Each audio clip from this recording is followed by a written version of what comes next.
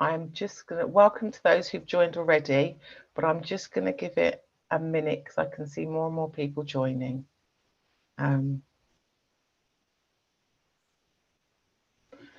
Right, let's kick off at 6:30.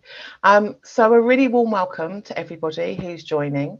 My name's Juliet Amoa. I'm Associate Director for EDI, Community Health and Engagement in Lambeth. And I'm co-chairing this programme with Cedi, who I'll hand over to in a minute. But I just wanted to welcome everybody. We also have Asha Winifred here who's supporting the programme, so that's great. And it's great to see so many people here and joining because I think this is going to be really exciting. So I'm going to hand you over to Cedi and then we're going to go through the programme for today. Over to you, Cedi. Juliet, thank you so much, and good evening, friends and colleagues. It's an absolute pleasure to be with you this evening. As Juliet said, I'm Cedi Frederick, and I have the absolute privilege of being one of the co-chairs of the Inspire project, which you'll be hearing about over the course of the evening. In addition to co-chairing the Inspire project, I'm also chair of NHS Kent and Medway, and I chair London's Legacy and Health Equity Oversight group. So more of that to come, but I won't take up more of your time with introductions this evening. Can I just, by way of setting the scene, just take a few minutes just to share some thoughts with you? Can I make what I hope is a crucial point, and one that I hope you keep in mind throughout this launch event? I hope what you will hear and, dare I say, see as we go through this evening is that Inspire is more than a project. It is the start of a new beginning. I've got about 10 minutes or so I'll have to speak quickly as there's so much more that I could say. But let me split this into two parts, especially for those of you perhaps who were not as engaged in the COVID and vaccine rollout process with the NHS and others as I was. Everyone here will have a COVID-19 pandemic story to share. Some will have been affected personally through their work. Some will have seen and felt the impact on family and friends. Some would have lost friends to COVID. All of us have had our lives turned upside down. And of course, some of us will still be living with the effects of COVID. For much of the time that we were fighting the pandemic, I was chair of the North Middlesex University Hospital NHS Trust.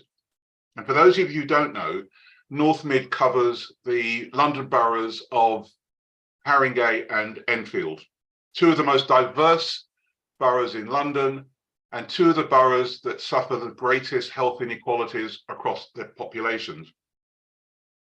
And of course, where 64% of the North Mid's around 4,000 members of staff come from a Black, Asian, minority ethnic background. As only one of 10 Black NHS Trust chairs across the 230 plus NHS Trusts in the country, I found myself invited to many virtual meetings with senior NHS colleagues to bring a different voice, tone, and perspective to their discussions. Once the NHS started the rollout of the COVID vaccination, and it became clear that Black people were not queuing up around the building to get vaccinated, lots of questions about why that was began to be asked. In preparing for this evening, I went back over the many reports that were produced at that time about the level of vaccine take-up in London, and I just picked one at random. So for October 2021, across London, the largest proportion of unvaccinated people by ethnic group were Black Caribbean at 49.8%, Black other at 49.5%, and white/black Caribbean at 48.8%. So at that time, almost half the Black Londoners were not taking up the vaccine.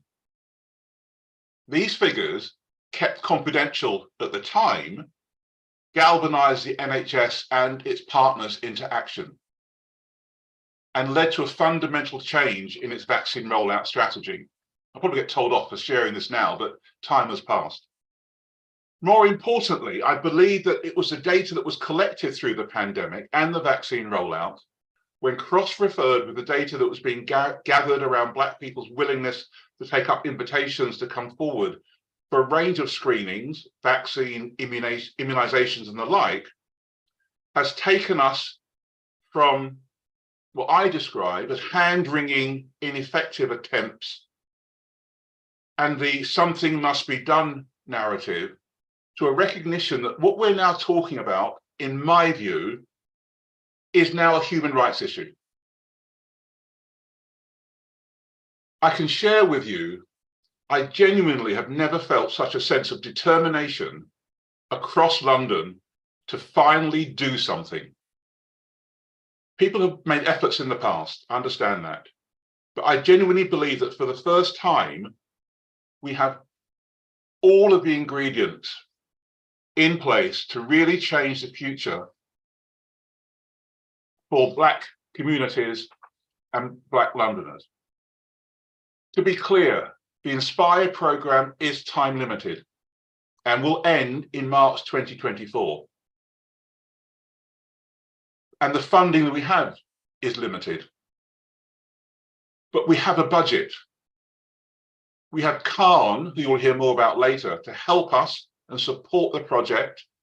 And perhaps importantly, we have the support of the most senior people in London's NHS, local authorities, the Mayor's Office, the GLA and others. And you'll hear from one or two people later on during this launch event.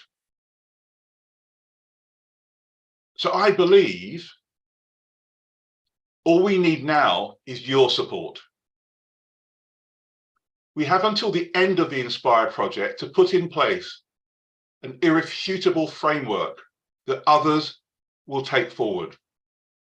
Without boring you with the detail, we now have what they call integrated care boards, integrated care systems and partnerships across London that are now required by legislation to work together and to work together very differently in ways that people have not worked before. There is now a huge focus to tackle inequalities and improve population health outcomes for people. So we have to make sure that the Inspire project brings together the individuals and the organizations who will carry this work forward and enable them to take the lead. And we have to inform and engage the Black community in London to invite people to take control of their own physical and mental health and well-being. Many of you will be thinking, Cedi, we've heard it all before. Nothing is going to change. But my ask of you starting this evening is to please put your skepticism to one side until March 2024. Work with us, support us, challenge us, and hold us to account. Those of you on this call who know me know that I'm a great one for sayings. So let me leave you with this. If you want to build a big house, you need deep foundations.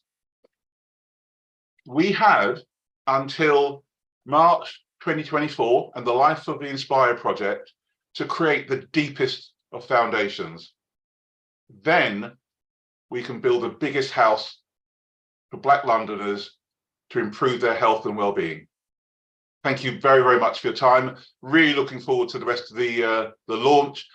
I hope, Juliet, that was okay. That was brilliant, Cedi, as always. Now, we do have a number of opportunities for you to engage in this evening's event. For those of you who have your phones or iPads to one side of you, we will be using what they call Mentimeter.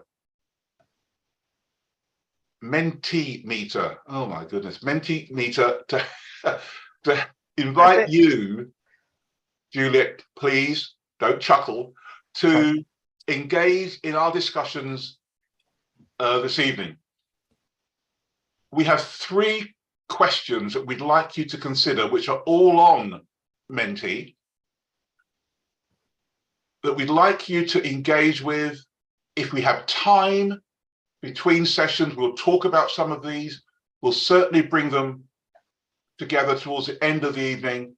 And more importantly, we will take them away and we will use these as fuel to help us take the discussions forward. So while I've been twittering on, I hope you can see the questions that have been posed and the Menti code. If you go onto Google, just Google Menti, there'll be the logon details. You type those numbers in and it takes you straight through. So 3 questions. What impact do you think the pandemic is having on the society and the way we live in the future? What do you think should be the priority for government and organizations in addressing the legacy of the COVID-19 pandemic? And how do you believe that the lessons learned from the COVID-19 pandemic would lead to improvements in public health and emergency preparedness? Now, that's a lot of jargon. I fully understand and appreciate that. But nevertheless, we're really very, very keen for you to engage. And already we're seeing people responding, and that's brilliant. At that point, I wonder, while people are thinking and logging on and finding the code number, we can really start to really engage and use this launch as an opportunity to begin a whole new series of conversations. There are 119 of us on this call, in this launch event, and it's a great opportunity. Cedi, can I just add, I can see someone's put in the chat they can't use their phone. So please do use the chat if you're having trouble accessing Menti, because we can gather that information from the chat as well. Thanks, Juliet. There's a message there from Temi. Please show the code again. If you look at the top of the screen, it's 72477744. I've also just put it in the chat.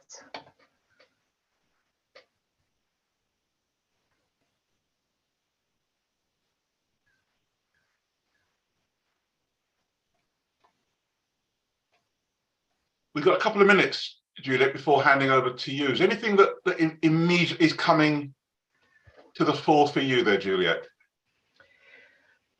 I mean, I think trust. I think we continually talk about trust. I think just in terms of, I think community trusting the system, but I also think the system trusting communities. I think there's a two-way issue that I think comes up an awful lot, and how we change that and build on that is really key. I think that's something about the public understanding what health inequalities are. I think that's a really good point. I think we talk about them as if everyone knows them. And I think there's something about how we really enable people to understand what they are and that they're tangible for people. I think is also a really other key area. Yeah. We just flipped over to the next question. Again, conscious of time. Waiting for responses to come in, which is absolutely fantastic.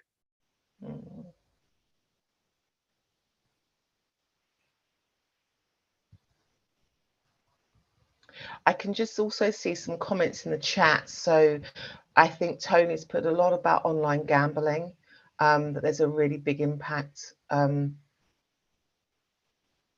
that's affecting the Black community. Yeah, so that's something else for us to really consider.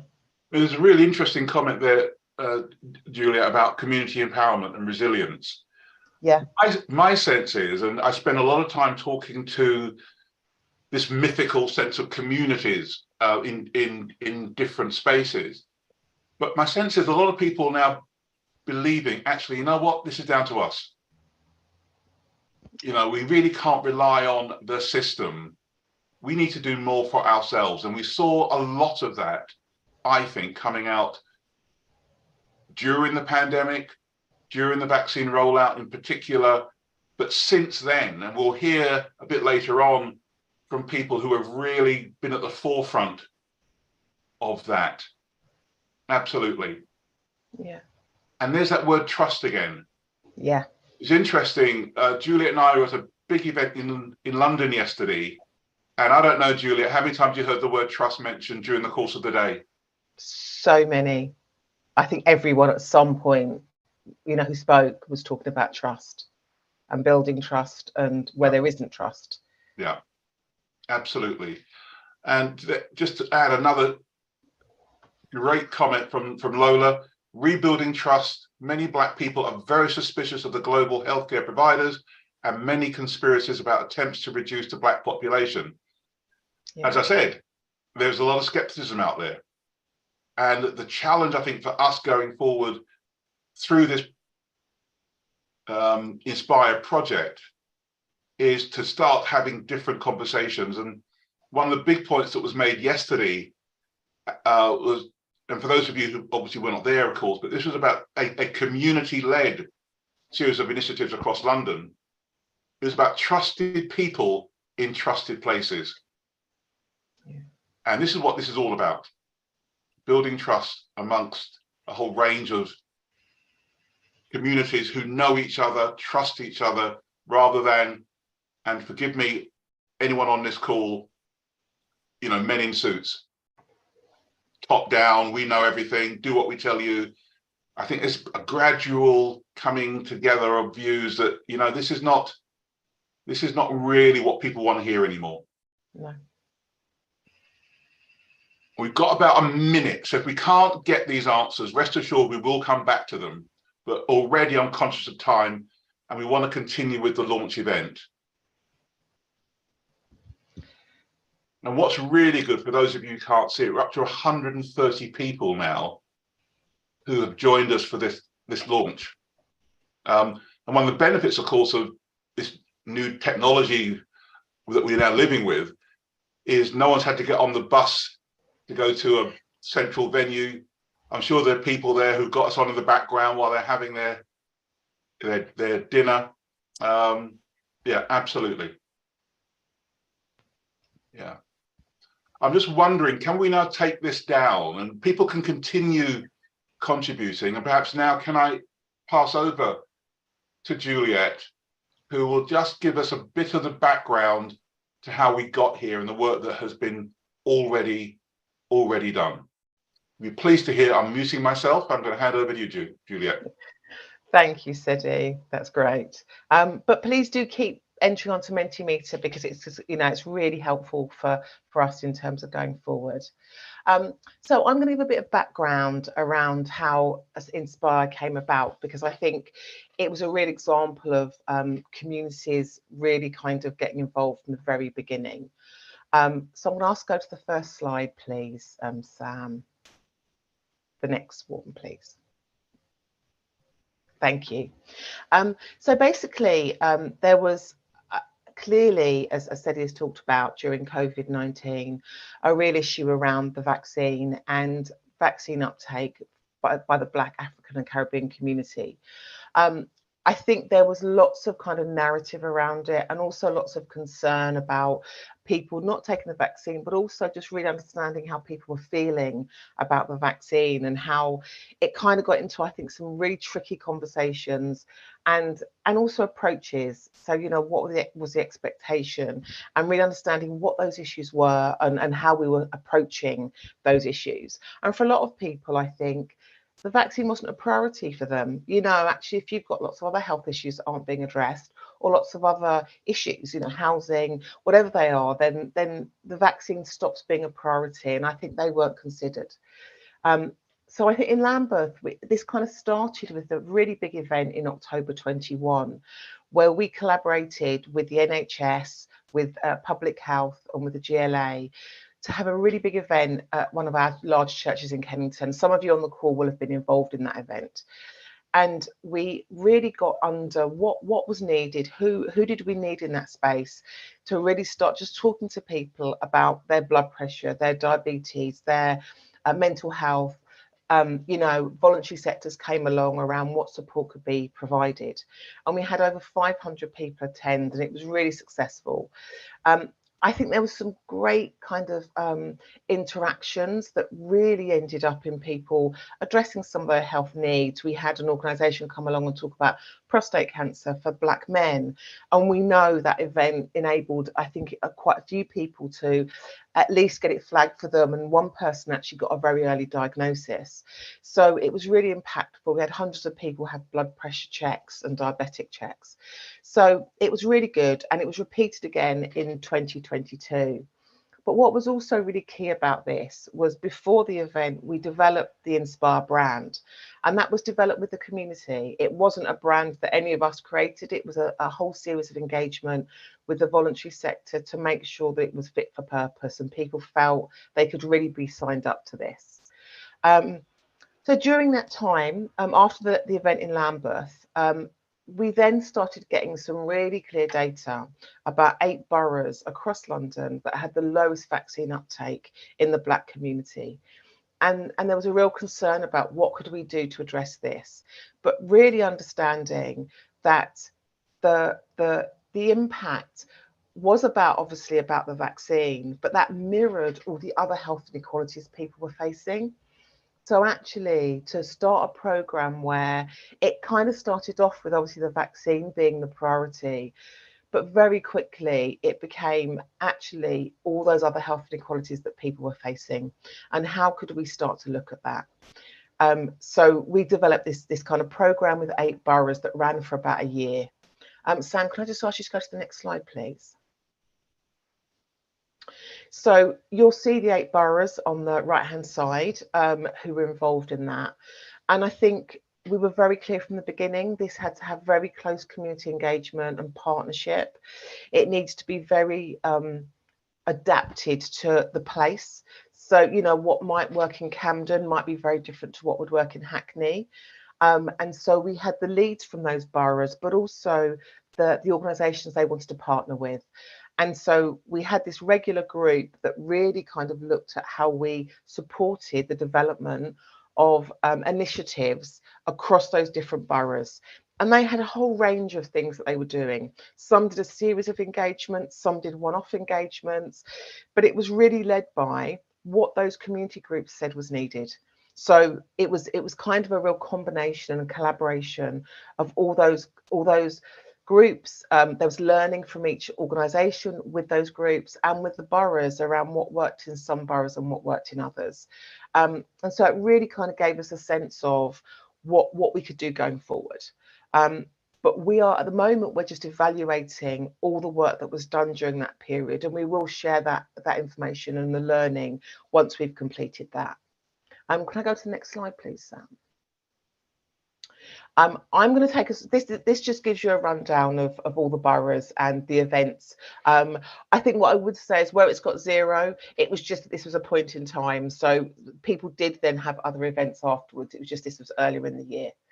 Next slide, please, Sam. So I guess that 8 borough work formed the foundation for this next piece of work. And I think we really found that people were really engaged. There was lots of really innovative ideas, but a real acknowledgement that we couldn't just leave it there and that we had to do more. And so Cedi and myself were asked to look at whether we would co-chair a steering group and a network to really start building on that work that we could then look at across all 32 boroughs and have a programme where we collaborate and look at good practice and really look at how we do improve the outcomes for our communities. But also, I think, as Cedi said, we know we've only got until the end of March 2024. So we really want to look at what can we do that builds that foundation that we can then hand over to our integrated care system to really drive forward in terms of addressing those issues for the Black community. I'm going to ask the next slide, but I think the next slide is some more Menti questions. If I'm guessing right, yes, it is. So I'm going to ask you to go back onto your phones or your devices. If you can't, please do use the chat. And could I ask that you start to think about, so what are your reflections about the 8-borough pilot project? So either if you're involved in it or even if you weren't, just from what I've said, what do you think the you feel that your reflections are? What are your expectations of the London Inspire programme? So it'd be really interesting to hear what you think we could do together. And what particular topics and themes would you like to see the programme focus on first, or just focus on generally? I'm going to ask you to log on, and then I'm sure Sam will start to share some of those comments that you've got. So yeah, get onto Mentimeter. We'd like to hear your views. And if you want to ask any questions, actually, any more questions about the 8-borough work, please do. Because I think it was it did run for a year and there was lots of people involved. Great, thank you. We've got it all in the chat. Sam, are you able to share the Mentimeter? Yeah, answers? just bear with me 1 minute, please. Thank you. Sorry, being impatient. Thank you. It's okay. Here it's we fine. go. Don't worry. Waiting for responses. And like I say, do ask questions if you need to about the 8-borough work. Yeah, broad spectrum of health issues, health topics covered. Strengthening families. Hobby. What criteria was used to select the 8 boroughs? It was the 8 boroughs that had the lowest uptake of COVID vaccine in the Black, Caribbean and African community. That's how the 8 boroughs were identified. I think 2 people have written that, so hopefully that's answered that question. Yeah.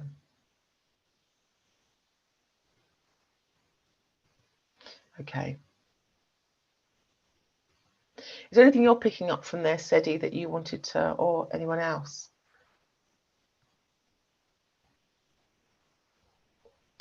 I think just in terms of coming back, because as we did commit to take all of these questions and comments away, my eyes immediately drawn around more funding needs to be found, too many stop-start initiatives, great work needs to be mainstreamed. And one of the words that we keep repeating again and again in our meetings, that we've been having to prepare for the launch of the event and start planning the future, is about how do we mainstream this? And that was my point about the role of these new, for those of you who understand this, you'll understand the role of the integrated care systems that have now been established. So 5 of them across London. They have that responsibility, and it's been set out in legislation, and they will be evaluated against their progress. So that's how we intend to mainstream this. Health, working with local authorities, working with local voluntary organisations, working with partners right across London in 5 integrated care systems. That's where we're going to be making a real difference. And that's where we'll pass the baton to. So I think it's a great question to ask, great observation to make, and something that we are definitely carrying forward as we go into this really important piece of work.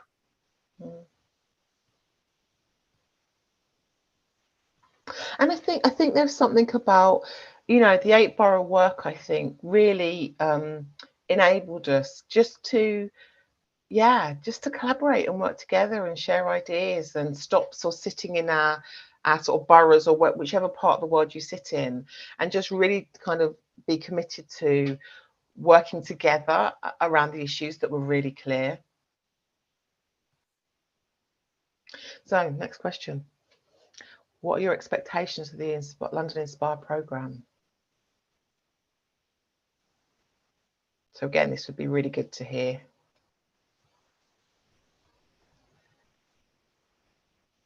So someone's asked in the chat, where did the information about uptake come from? How reliable is it? I think a really good question. I think that was led by data that probably came from most sort of public health teams. And I think, yeah, there's always a question around how is that being logged, but I think probably a lot of it was run from sort of health databases where we could really be clear who had had the vaccine. And that was all quite connected up. Go on, Cedi, I can see you wanting to come in. It was basically collated by NHS London. Okay. Literally there was data coming out every single day. There was a regular Wednesday afternoon meeting where we went through the data, and all that information was collected right across the country every time someone had a vaccination. It was significant. It was a really, really significant piece of work. And I think it took us out of the world of anecdote into real data. And going forward, data is going to be hugely important. Collecting data, because as another saying, once you know, you are responsible. And I think people, when that data started coming through and we started seeing the information, it was a real wake-up call. And of course, at the same time, again, for those of us who were around at the time, engaged at the time, we'll hear from Kevin Fenton later on. He led a hugely influential piece of work where he collected a lot of data, but also overlaid that with real stories about people's experience. Yeah.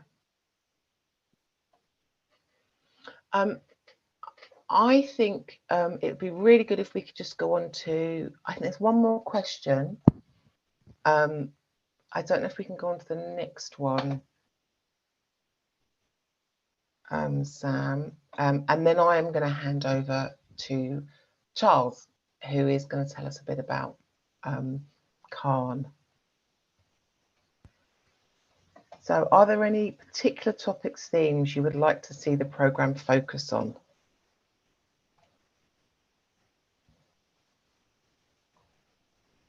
Again, this would be really good to hear in terms of how we shape the programme. Mental health. Yeah.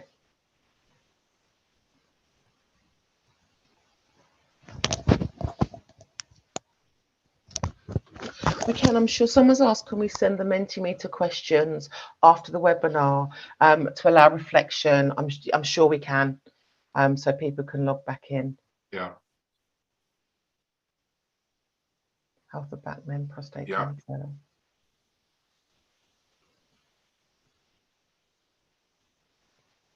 Yeah. It's really good to see all of these because I think they're all things that we've been talking about. Absolutely. Absolutely. Yeah. Yeah.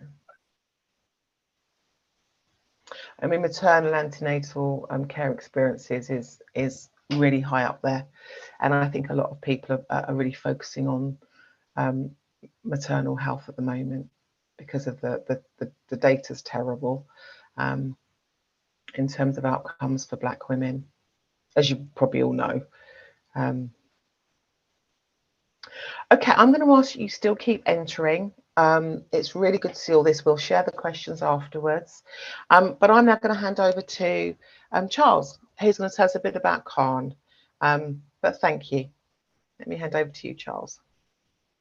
Yeah, hi. Thanks, Juliet. Good evening, colleagues. Great to see many of you on a Thursday evening. As both our co-chairs have stated, it's a real delight to see the interest. We've had over 215 people register, so I'm sure there will be many more that will, get the slides after this.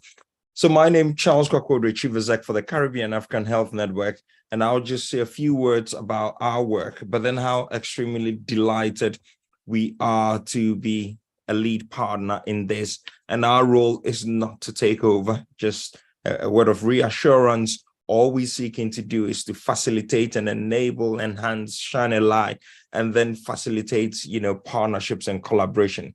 Next slide, please, Sam. Next one. So our vision really ending health inequalities for Caribbean African people within the generation.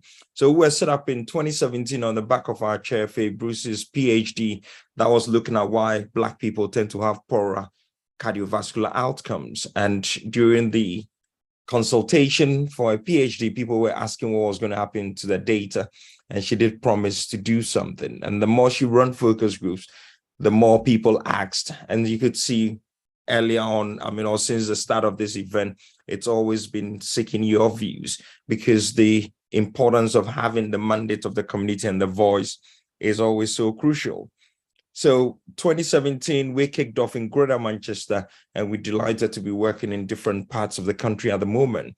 But our mission as an organization is to ensure that both strategic and operational actions and decisions lead to social and racial justice for Black people.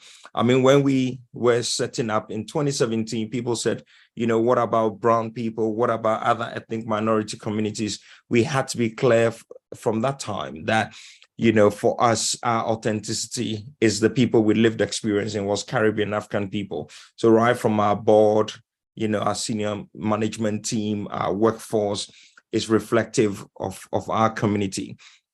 Next slide, please, Sam. So you can see in the objectives, which I'm not going to bore you with, for us, it's all about collaborative working with faith. I know many references has been made to faith groups. Right from the outset of the organization, we had 4 faith leaders out of the initial 10 board members.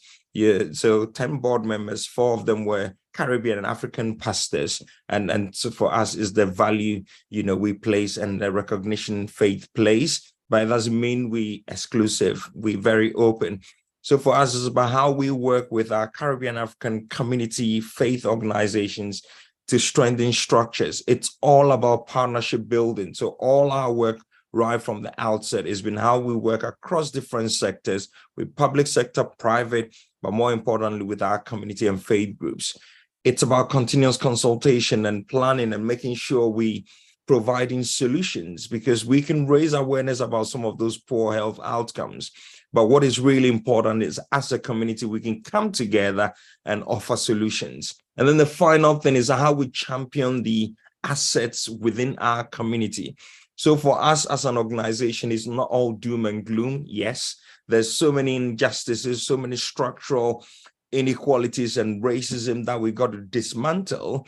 But on the flip side, we still have, you know, great assets within our community. So as an organization, the volunteering, you know, and the time that clinicians, doctors, nurses, and other allied health professionals give to our organization has been incredible right from the outset. Next slide, please. So you can see when you get the slide deck, this diagram, we've had to take a really broad brush approach and not silo working, but making sure at the strategic level. So Cedi, who is a chair for NHS Kent and Medway, there are 42 integrated care systems. How do we make sure we engage in a strategic level in a clever manner? How do we make sure lived experiences are triangulated? Making sure we influence in housing. Many of you know about the sad death of a Black 2-year-old, you know, in poor housing accommodation. How do we make sure we influence in that? And great to see a new law, but some of these things have been there for a long time. Criminal justice, you know, we can go on and on about that. But then making sure we're not influencing at all levels of society. And then for us as an organization, developing products and services that will make us sustainable, because there's a long-term, you know, a journey rather than a sprint. And then the final bit is about how we engage our community. So whether it's our, you know, Black pastors who act as our church liaison officers, and then looking at how capacity building that was referenced earlier on, how can we, you know, although we are young, your organization, lots of experience, how do we share that and become a generous leader? So back end of 2020, We did apply to Comic Relief. We became an intermediary partner for the first time in Greater Manchester, where we initially started our work. We run a grants program, the first of its kind, for a Black-led organization to administer grants to other Black-led organizations. And I mean Caribbean African-led organizations. Next slide, please. So why we're set up, lack of trust, as we mentioned, and this is something we started talking about back in 2017. So for us in the Caribbean African Health Network, or CAHN, COVID hasn't taught us anything new. You know, lack of equitable access, health inequality is right on the agenda. Before the pandemic, we were knocking on doors and people weren't giving us the attention. But, you know, since the pandemic struck, sadly, you know, there are various seats around the table, but poor engagement. Many of you within our community feel, and like Cedi said, and did appeal to all of us to put aside our skepticism, you know, many will feel their voice never really mattered. But then when it comes to research, there are gaps. Thank goodness, you know, since last year, sickle cell is received a high profile, and the NHS is about to pilot 6 centers where, you know, there'll be 24/7 access to people living with sickle cell. But we've been around for decades and not much had changed. But then also, how do we work to tackle the bias, you know, within the system? Next slide, please. So we just thought this session is still interactive. You can use the chat, but how many times more is a Black baby likely to suffer neonatal death compared to, you know, a white baby? You can have your guess. How many times you think a Black person is more likely to have hypertension? Obesity is a big thing. How many times are we more likely to be overweight?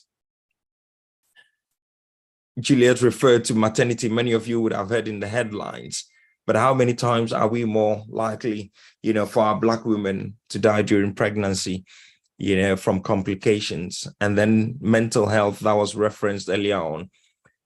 Feel free to use the chat box and have a guess, but I'm going to move on to, you know, the next slide. And I know Juliet has been highlighting kidney disease.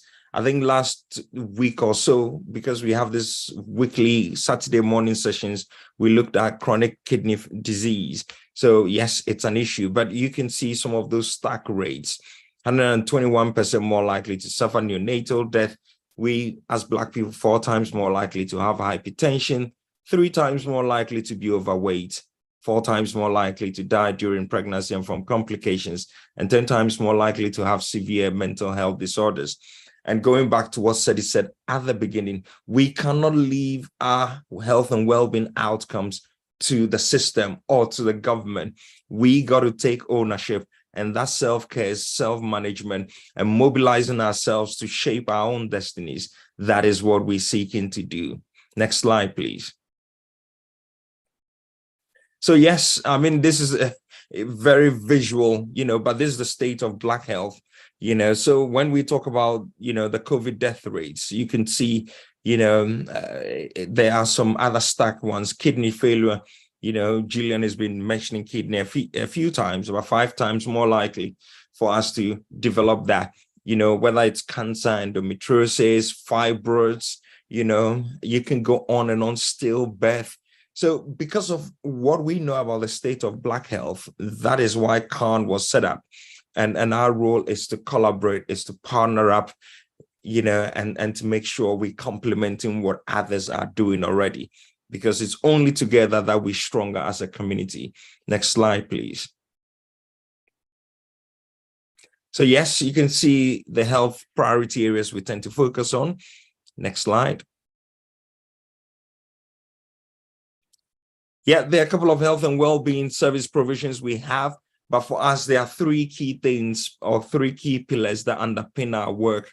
One, it's about making sure as a community-led organization with lived experience, we can pilot culturally appropriate service provisions. So, you know, we set up a Black-led mental health, you know, counseling service during the pandemic to respond to the deaths and supporting people. So what can we do? We're doing similarly around hospital discharge. but then also how do we influence health policy and insights? It's really, really important. So all the information you give in today will feed into a report, for the launch, and then it will be shared back to system partners. And then the final bit in green, which is so crucial to us, because we've got to be thinking, and like Cedi mentioned, the funding for this is up to the end of March. What are the things as a community we can do with our money? And for us, this is where our Saturday morning webinars and Tuesday evening comes in. Next slide, please. So you can see this is the health hours since the 2nd of May 2020, when we were thinking about what could we do in order to help keep our community safe. Our chair came up with, the health hour, and it used to be 1 hour, now 1.25, hours Saturday morning, where we have a Caribbean or African doctor that presents the community on Zoom, live stream to YouTube, Facebook, Instagram, and LinkedIn as well. But what you could see from this is it's not just CAHN running this. 18 months ago, we're delighted the National Lottery Community Fund decided to support this. So we're working with 5 other Black-led organizations, one in Leeds, Birmingham, Sheffield, and Croydon, and then Enfield. So they're all Black-led organizations because together we're stronger. And you can see RCCG in Sheffield, from the church angle, Rafa Development Agency based in Birmingham, but, the part of the Church of God of Prophecy, Croydon BME Forum, Enfield Caribbean Association, and the Black Health Initiative in Leeds. And collectively, we've been working to try and reach at least 200 people every single week, improving health literacy. Next slide. So you can see some data on there, which I'm not going to spend time on that. Right. Thank you. I thought that there should have been a slide, a final one, if I may. Sam, can I quickly share my screen? I just want to bring this slide up because it has Yes, Charles. a bit of information about why London is so important. So you can see, brothers and sisters, you can see from this slide that breaks the Black population. So that's the Caribbean African population across the 32 boroughs. You can see Croydon up there, followed by Lewisham, Lambeth, Southwark, and it goes on and on and on. And that is why London is so important. But this is the other bit I wanted to, if we don't group the South Asian community together, then after the English and other whites, the Black African community is the biggest across London. So, we are stronger. And if you add that to the Black Caribbean and other African, Caribbean, then we have a mixed race. We have a sizable number. So if we can come together as a community, like Cedi's mentioned, Juliet as well, our voice will be a lot stronger and we can move things in the right direction. So I'm going to stop sharing and hand over back to Juliet. While you're doing that, Charles, I hope you can hear me. Yes. One immediate takeaway people can have from this evening's launch is to find and engage with the Saturday morning online events that CAHN runs. This is not an event that excludes. How can we want as many people to start engaging in this conversation now, start engaging with us, with CAHN, and Saturday morning, people can immediately log on and start engaging, talking to other people, learning, asking questions, different subjects every week. And the number of Black clinicians who give up their Saturday mornings for free is growing and growing. So Charles, where can people find the CAHN Saturday morning events? Is it on the CAHN website? People Google CAHN? Yeah, well, I mean, we will share that in the chat box, but it's the same Zoom link every Saturday. And other than that, you can go on our website. You see the Zoom link on there as well. But Inspire has its own website. We will be sharing the CATIP Health Hour, joining instruction as sort of the various topics each week on there as well, because this is about community resilience. And like Cedi mentioned, we're extremely grateful to Caribbean and African doctors. We only have 2 Saturdays off over Christmas and New Year. So over 50 weeks, 50 weeks in a year, every Saturday, you would have a senior consultant. And these clinicians that come on, they're happy to provide second opinion, absolutely free of charge. They're not in for any money. They just want to give back to our community. Thank you, Charles. Thank you. Over, Juliet, to you, for me, this is my personal highlight of the evening. To listen to Avetta, so looking forward to it. Do you want to take the screen down? I think it's over to Ovetta now. I think she's up next. Wow. Well, thank you very much for having me here this evening. I'm delighted to be described as the highlight of the evening. I hope I live up to your expectations, Cedi. Well, just to say very quickly then, my name's Avetta McInnes. I'm the chair and trustee for Enfield Caribbean Association. We're a charity based in Enfield. And it was interesting just seeing that slide just now to see that we have the fifth or sixth largest Caribbean or Black population in London. I knew it was quite high, but I'm quite surprised at how high we are. So I can see why we have been targeted. It makes a lot of sense. I'm also chair of governors at a large secondary school in Enfield, because I think it's now that I've retired from working, it's important to give back. And I sit on panels, appeal panels for exclusions, trying to fight for our young Black students to get back into schools where I can. Anyway, the Enfield Caribbean Association is a charity. We were formed in 1986, and our focus has always been to support the Black community, particularly the Caribbean community in Enfield, which in 1986 was quite isolated. And on top of that, we found, if we go back a few years, the education outcomes for Black students in Enfield was very poor. So as a result, one of the things that we did, I wasn't there at the time, but the guy who started the charity started a Saturday school, supplementary school, and focused on education. The charity has grown since then, and we have an education and health arm. We also look at community esteem and economic empowerment.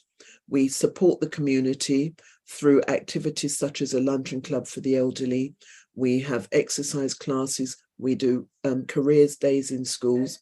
And we also have a social justice arm where we would support protests such as happened with George Floyd's sad murder and Student Q. And we have members of our team who sit on the police stop and search committee in Enfield, looking at the disparities in the stop and search. One of the things I want to say that's really important, it's come up this evening. We face a lot of struggles and challenges as Black people. And I just want to say how important it is for us to look after our well-being.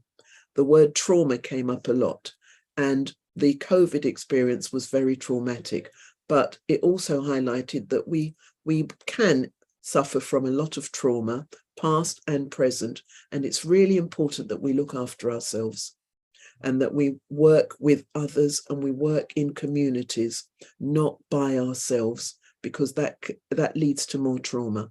So organizations and working within an organization has been really good for me. I have friends, I have support within that group, which I just wanted to lay it there.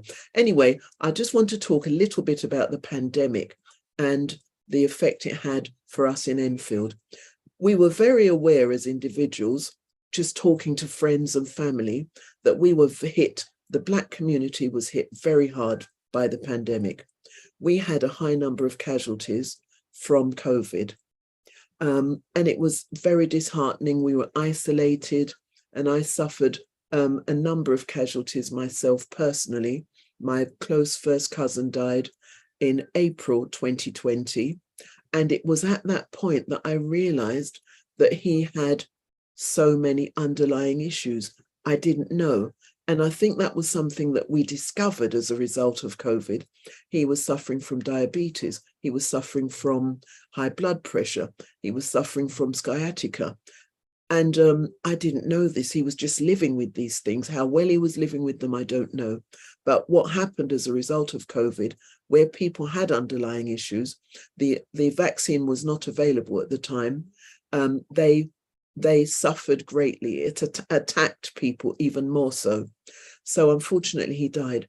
During this period where we were running an elderly, we used to run at that point activities for the elderly once a week, and we had to stop that obviously during the period. But during 2020, we lost 3 of our elders to COVID, 2 others to other ailments. One went into hospital for heart problems and never came out because she picked up COVID in hospital. So we realized our experiences were telling us that there was something seriously wrong. At this point, a gentleman called Riyad Karim reached out to our group. He's the assistant director for primary care, and a woman in the community, well, in fact, Dudu Sher Arami, who was head of public health, also reached out to us. We just literally had an email drop in our box, which said, we're trying to do something about getting people to take the vaccine. Would you be willing to get involved? I had a chat with my group and we said, yes, absolutely, because we were feeling quite helpless. What can we do to make a difference? So as a result, from May, June 2020, Enfield Caribbean Association got involved in a health journey, and there was no looking back. So the first stage was regular meetings with health specialists in the borough, including Cedi, who was quite a driver in Enfield at the time, in terms of, and he was no holds barred. What are we doing? What are we going to do? So we started to talk. And what I really appreciated was the way in which the health specialists was genuinely concerned to listen to communities. So they listened to church communities, and Pastor Nick Chanda got involved, and myself, and we had numerous conversations which led to webinars where we opened the floor to people to just come on board and share their concerns as to why they weren't taking the vaccine. We had specialists who were able to respond to people's genuine concerns and questions. We realized there was a serious lack of trust issue in the health services, certainly in Enfield, and I'm sure that was replicated across London. So we had these webinars. We then created adverts and flyers which went across the borough. We set up mobile vaccine centres at the local supermarket in places where Black people were, particularly Enfield. Pastor Nick used his church as a vaccine centre. So we realised we couldn't wait for people to come to us. We had to go to them. But it was actually really important for leaders in the Black community to stand up and be counted. Personally, I faced a lot of challenge from relatives, friends, people in the community who were adamant they were not going to take the vaccine, couldn't believe it when they saw that people like myself were leading on taking up the vaccine and saving lives. And when we shared anecdotal lived experiences with people, we found that was most powerful. We had to start a dialogue, and we had to reach those who were wavering.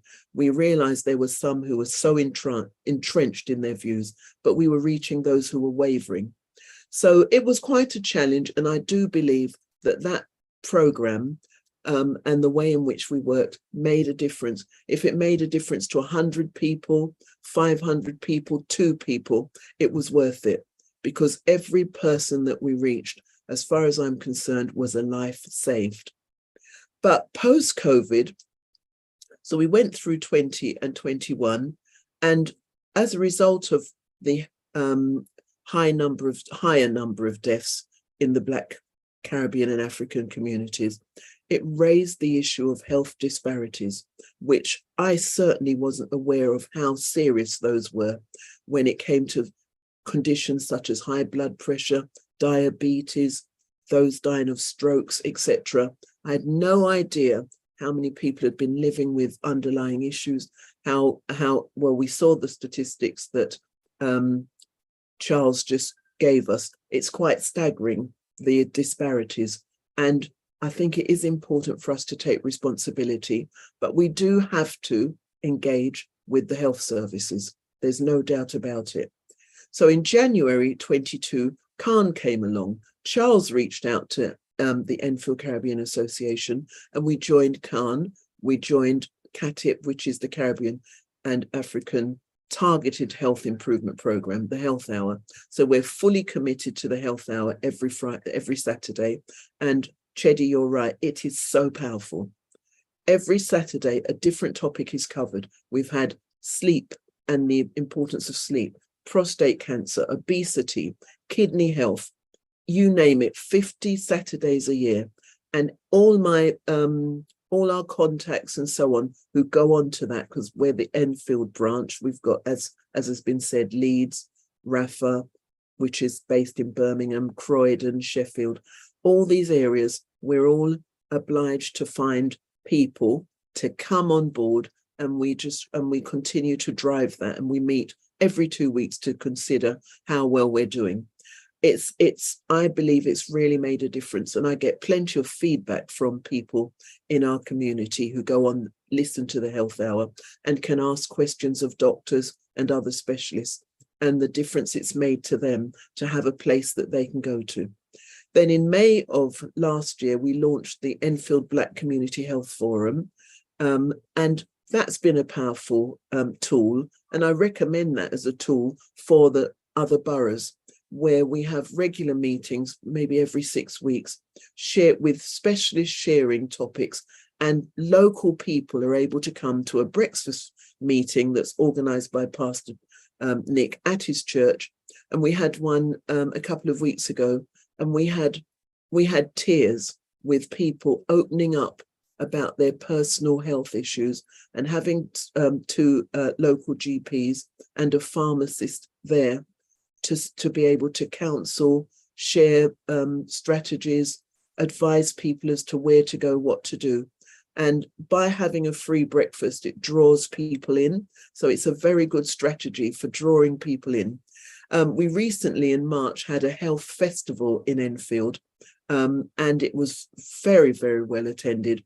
And one of the things I'd recommend at any type of health festival or health setting, at the last Enfield Black Health Community session, we had screening, we had diabetes screening, but at the health festival, we had blood pressure screening, and 2 people came up to me and said to me, I have to go to the GP on Monday. I couldn't believe my blood pressure. I had no idea it was so high. They were 2 members of 2 of my trustees in Enfield Caribbean Association. So it's so powerful to engage with the community, and because people often don't realize what they're carrying and what's going on inside of their bodies. So I'm so excited by this new initiative. I'm sure it's going to be successful. And if you've got people like Cedi driving it, it will be successful, I've no doubt. And so I hope I've shared a few ideas that can be taken away and that can be used. And I'm very happy to take any questions. But I have to say, it's an uphill, it's a battle. It's not easy, but with passion and commitment, it's worth it, because it's about saving lives. Thank you. Thank you so much. That's just so powerful to hear from you and your experience. So thank you. Are there any questions that we've got for Avetta? Because I know Felicia's also gonna speak to us. I mean, we can put questions in the chat, and yeah, I can see already people saying a real inspiration. So thank you, Avetta. Did you want to say anything, Cedi? No, let's just listen to Felicia. Yeah, brilliant. So thank you, Avetta. So can I hand over to Felicia now, who's also going to talk to us, who's Assistant Director for Nursing at King's College. Welcome, Felicia. You're on mute, Felicia. Oh no! Oh, you're stuck on mute. No, there she is. Oh, you're off. Well done. I do have some slides, but I couldn't launch them on, so I'm happy to send them through. Thank you. Just talk to us, Felicia. I know you have so much to say and to share with us. Welcome. Thank you. So my name is Felicia Kwaku. I am a nurse. I've been a nurse for over 30 years, and I'm an Associate Director of Nursing in King's College, but also I chair a national group of nurses and midwives for the Chief Nursing Officer and the Chief Midwifery Officer of England. So I'm going to talk to you about a few things, talk with you about a few things, and I'm really delighted to be here. And I was looking at some of the key activities regarding the London Inspire programme. And I was particularly interested in the community health care screening, because I think that's really, really important for us to go where people are, but also for people to take some ownership in terms of their care experience and take some ownership around the control of their health outputs. And I worked through I worked through all the waves of the pandemic, starting from April 2020. And I'd just been to Bangladesh just before a few months ago doing a medical mission. And I've never seen anything like that within the healthcare system. I lost my uncle, the previous speaker, in the first week of April. So it's one thing being out there on the front line, caring for people. And then it's another thing when you have a relative die. And my uncle went into the intensive care on a Friday, and he had died by the Sunday, and we never saw him again. So that shook a lot of us up. And we've talked about the pandemic, and I'm just going to talk about a few things. So we've talked a lot about health inequalities, health disparities for our Black, minority, Asian communities. And our experience here in this country mimics what happens in the US. And the US experience of the pandemic, with the disproportionality of our communities dying and getting COVID-19, mirrors the same. And we've talked a lot about communities, and those communities also extend to the workforce, and we experience those disparities within the workforce as well. And many people might say, well, you know, they can't understand why they happen, and there are many reasons why these happen. But principally, one of the reasons is around inequitable access and attitudes. And we've seen that reflected in the 5 times more campaign, the drive to improve perinatal mortality. So that is death and complications during pregnancy and at birth and immediately after birth. So all these things are really important. And we know the disparities for our communities in terms of sickle cell, cardiovascular disease, and so much more. And all these inequities accumulate in a particular syndrome called biological weathering. I'm not sure if you've heard about that as a community, where all these micro insults accumulate in physiological, and when I say physiological, biological damage to your tissues, your immune system, your mental health. And these, once again, create stressors that cause you to be ill and affect your quality of life.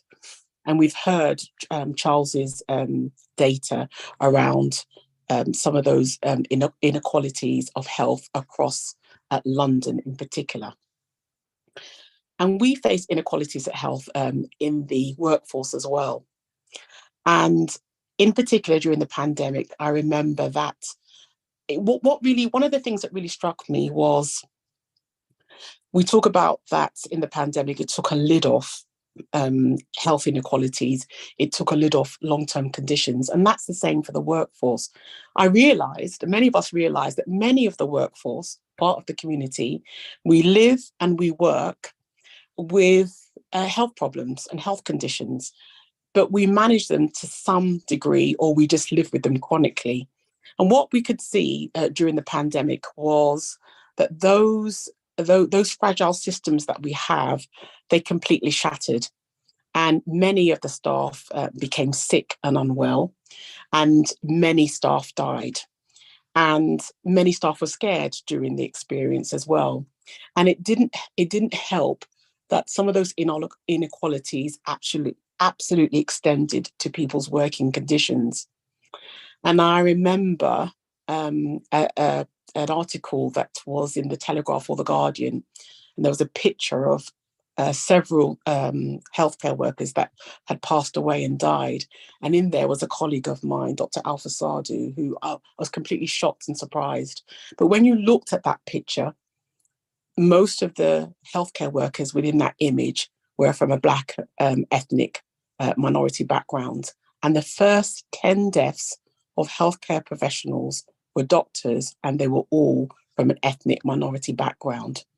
So we began to see a pattern that Black healthcare workers were being disproportionately impacted by the COVID-19 pandemic. And we hadn't had the vaccine then. And I remember I was one of those people that was a bit reluctant to take the vaccine for many reasons. And we've talked about trust at the beginning of this session. And there were lots of trust issues amongst the healthcare workers as well as the communities. And I remember a particular week in January 2021. I remember the COVID vaccine had come out, I think in December 2020. I remember one week that 11 nurses had died in 1 week from COVID-19. And 7 or 8 of them were either Black or Asian. And for me, I didn't want to be a statistic. And I took the vaccine straight away, recognizing that there was still lots of distrust and anxiety about taking the vaccine. So it was a very unsure and unstable period. And because I chair this national group across England, the nurses and midwives very early on, I think it's in March and April, were telling us lots of things about their experience. They were telling us that they were dying, and they were dying in higher numbers. And at that time, remember, because it was the first wave, there was quite a bit of confusion. We were told to wear masks, not to wear masks. I remember seeing people having double masks, double hats, covered, their shoes covered. I saw the best within the NHS, but I also saw, a high deal of anxiety. But we saw nurses kept on coming to us and telling us that they're worried and scared. So we, as an advisory group, we cover the whole of England, the 7 regions across England. And because we couldn't meet people face-to-face and engage with them face-to-face because of COVID isolation protocols, we met them online. We met with thousands. Initially, we met with about 1,600. But going forward, we met with thousands of Black and minority ethnic nurses and midwives. And they told us a number of things. They told us that the risk assessments, that you had to be assessed in order to assess your abilities, your suitability or risk of infection within the workplace. They weren't receiving some of the risk assessments. The risk assessments, when they first came out, were very related to our white colleagues. They didn't really take into account some of the long-term conditions that Black people had. The other thing they told us is that sometimes people were hiding equipment for them. If you worked in a care home in the communities, there was no PPE. They told us that there was lots of misinformation. There was lots of mythology. We had information coming out around vitamin C, vitamin D. They told us that the masks didn't fit them properly. And I'm not sure if you're aware, but the FFP3 masks that keep the infections out, they actually are designed around a white male. So if you're an ethnic minority that has different features, we have to test that the mask fits your face properly. And a lot of our ethnic minority nurses were failing the fit mask tests. So they told us a whole range of concerns. And so we gathered those concerns And we made a list of recommendations. These recommendations we sent to the Chief Nursing Officer of the country and the Chief Midwifery Officer.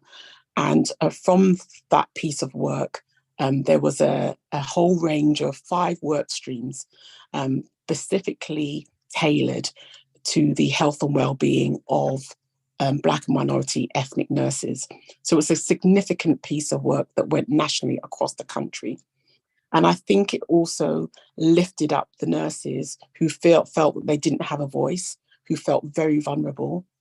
And they were telling us other information around if you were pregnant. I remember at the time, if you were pregnant, the Royal College of Obstetricians said that past 20, I think it's about 28 weeks, that you shouldn't work, you should be actually redeployed and be at home.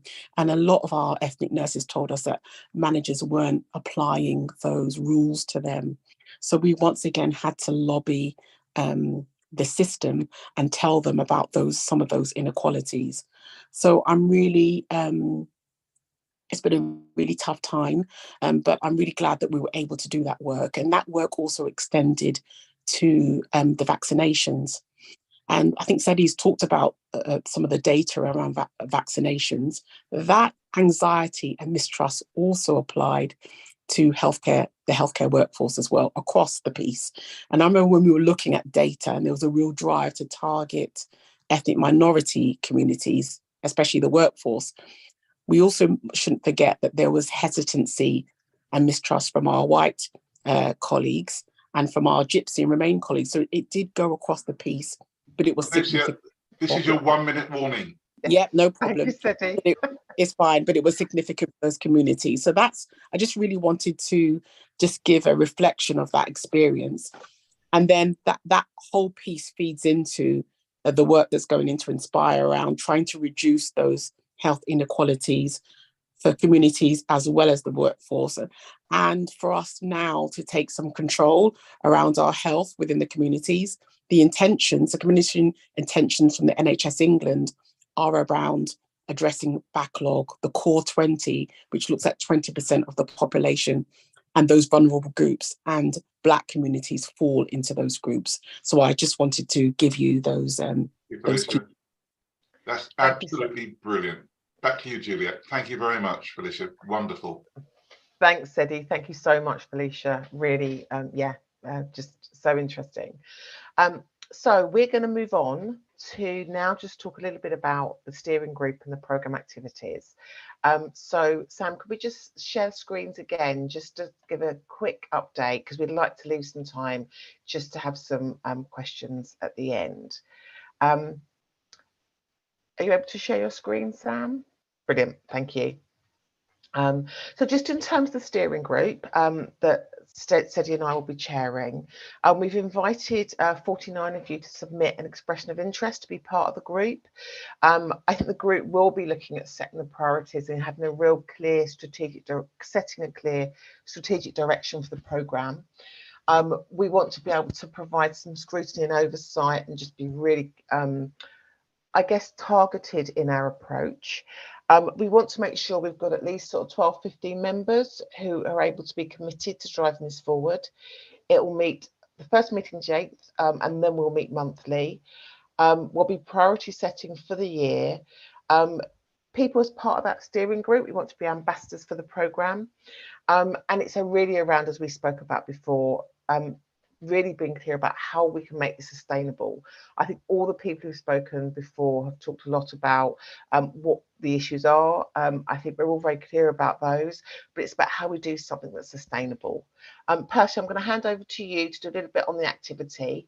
Yeah, so go for it, Percy. All right, thanks, Juliet.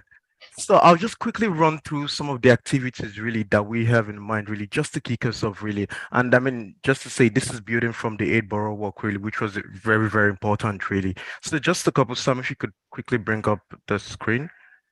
Just some of the activities really that we would be kicking off with, really.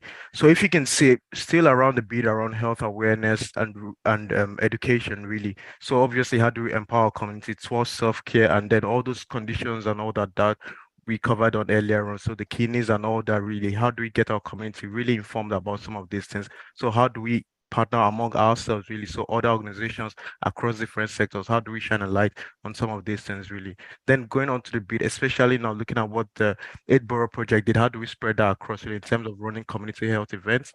We'll be having health screening, so volunteer clinicians on board, really. How do we champion some of those assets that we've talked about, really, into spreading some of this work, really, all through London, really? Then shining the light on best practice, really. So for sometimes there's no need to reinvent the wheel. We know there are brilliant work going on in certain areas, really. So for ourselves, really, how do we identify some of those things, spotlight them, really, and then definitely shine the light on them?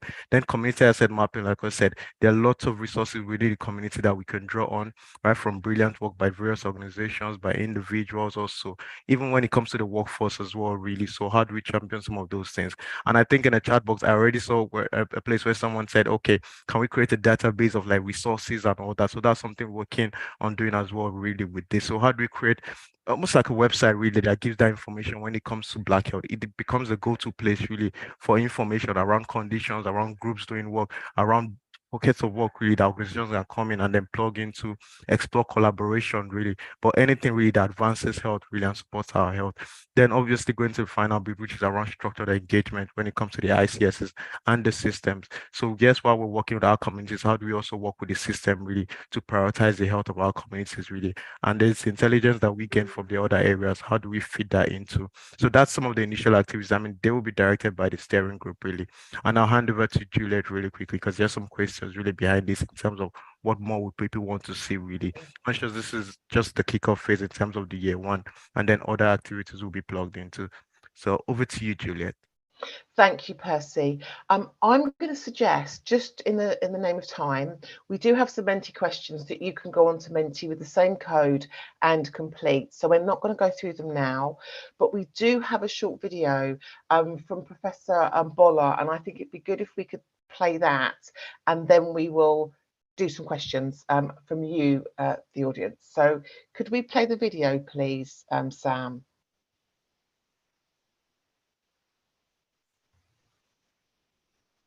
Are we okay for that? Brilliant. Thank you. I'm absolutely delighted by the Inspire initiative collaboration in London, and great to see the Caribbean and African Health Network working with our colleagues in the London Integrated Care Board to drive this initiative aimed at inspiring leadership in the Black African and Black Caribbean community. Representation matters, and it's really important that we focus on building leadership skills and capabilities in the community. I'm delighted to support this initiative, and I look forward to seeing it progressing and to leaders emerging to lead with authenticity.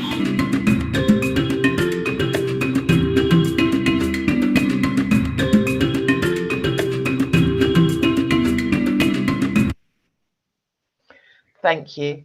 That's great to see that, obviously, that commitment. So I think we'll just use the last 7 minutes just to see any questions that you've got of us. Like I say, you can carry on using Menti, but if you've got any questions for Felicia, Avetta, Cedi, Charles, myself, it'd be really good to hear from you. And while you're thinking of your questions, I'm just going to have a look in the chat, because I know there's been so much in the chat. It's been very active.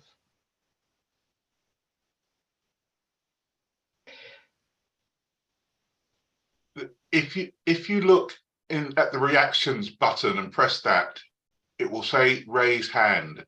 Well, hopefully, because there's so many people on, we can't guarantee we'll see everyone's hand go up. Now, Tony, you're applauding, but I'm guessing you'd like to say something, because I've seen a number of your comments in the chat.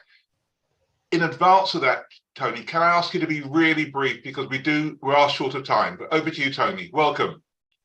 Welcome. I'll try and be brief. I have met 2 or 3 of the members on the team today. They know I talk for England.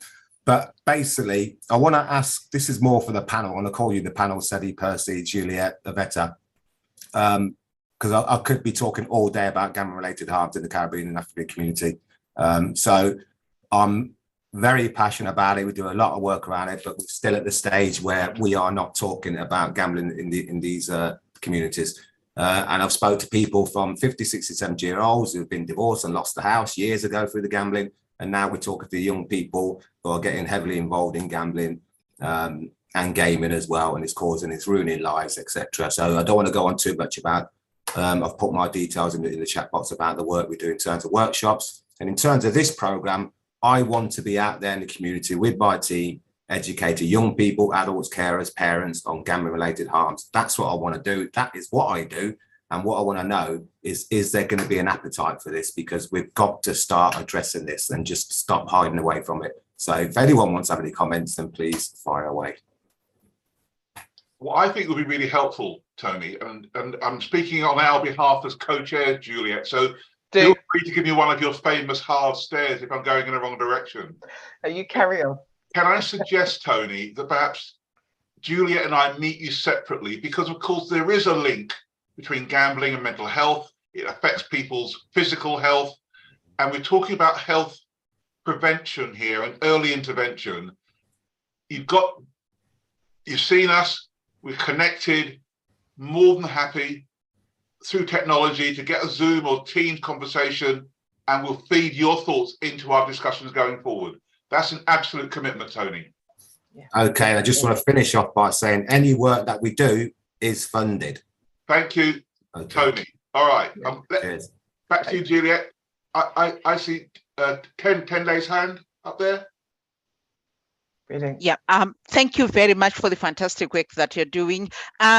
I just want to comment, from all the conditions, the work that you're doing, I just want to highlight the importance of eye care, because, there are diseases that are more prevalent to the to the BMA community, things such as glaucoma.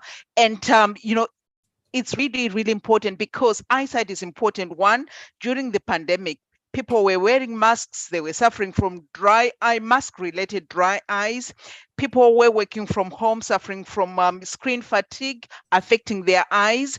And also just generally eye health awareness about diabetic-related eye complications. So I just want to highlight the importance of eye health.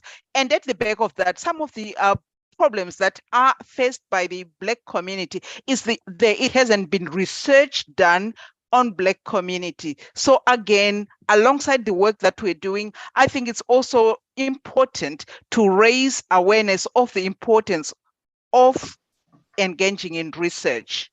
Thank you. That's so helpful, and I just want to say that a lot of the events we've done under Inspire already, we've had lots around eye health, because I think absolutely right, it's a big area.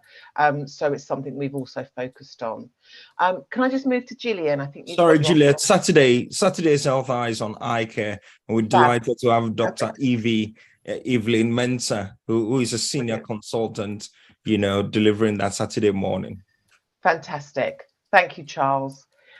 Gillian, you've got your hand up. Yes, hello everyone. I just wanted to highlight the importance of getting involved. I think people have talked about it before, and I was banging on about kidney disease before because I am a patient representative and on the health equity group of the London Kidney Network. And from my work with kidney disease, they're always looking for the patient voice that's diverse. So if people could just look out for opportunities to get involved in ICBs, in networks around London, around diabetes, kidney disease, and high blood pressure, which we all know is more prevalent in people of African and Caribbean backgrounds. So I just want to encourage people to try and get involved. An hour a week, an hour a month would be enough to join workshops, give information about your experience as a patient or your experience of your family member. It's all very valuable to redesigning all of these pathways for various diseases. Thank you, Gillian. really helpful. So it is 59 minutes past 7, so we are just coming to an end. I would love to just say a massive thank you to you all. Thank you to the speakers. It's been really inspiring to hear from people. And thank you to everyone who's attended. It's been massive. And thank you to my wonderful co-chair, Cedi. So yeah, take care all. Cedi, did you want to say anything?